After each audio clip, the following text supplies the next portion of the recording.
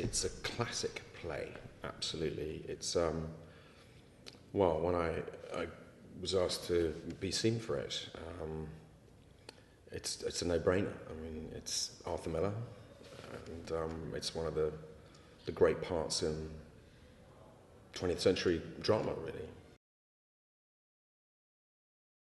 It's interesting because there's another production of it happening in London with Mark Strong, a very successful production which has just transferred into the West End. So, you know, it must be something in the air to do it. It's very relevant. It's always going to be relevant because the nature of the characters, they're archetypes. They're not stereotypes, and we all can relate to that. All the relationships are just so beautifully written, and the play is so beautifully crafted. So it's timeless, actually. And so, in terms of reviving it, it's one of those plays that's never not worth reviving. I think it's always, worth seeing. Arthur Miller, as a playwright, to me, as a playwright myself, is absolutely up there. He's a genius, really. It's very interesting how he really studied Ibsen, Henrik Ibsen, and you can see so much of his ability to structure and build dramatic tension is inherited from that inspiration, I think. But I met him once at the National Theatre as a young actor in 1989, I think it was in 1990, and I was in the bar backstage, and I was at the bar trying to order a drink, and it wasn't very busy.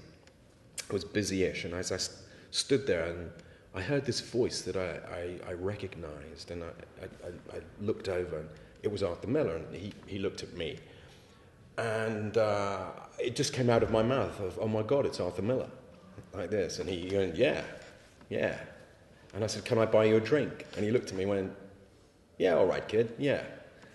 So I stood with him for about 5 minutes, as you know, got our drinks and had a beer with him, and he was just very kind, and you could tell was a very nice person to be around. And so that was my memory of Arthur Miller. As soon as Stephen Unwin, our director, emailed me to tell me that we had Michael Brandon on board as Alfieri, I thought, oh, well, I mean, he is Alfieri. This is incredible, and he is from Brooklyn.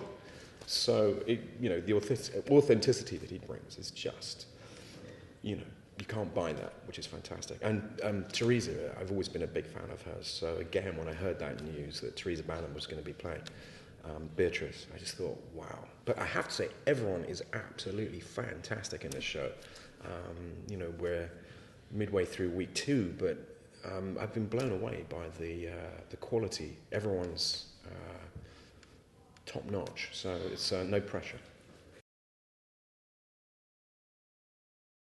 It's actually when Marco comes to the house and he calls out Eddie Carbone, and it's just him just saying his name, and it's 3 times him saying his name as if he's throwing down a gauntlet. And it's just that Eddie Carbone, yeah, it's Eddie Carbone. Eddie Carbone. I think it's going to be very good. I think it's going to be very special.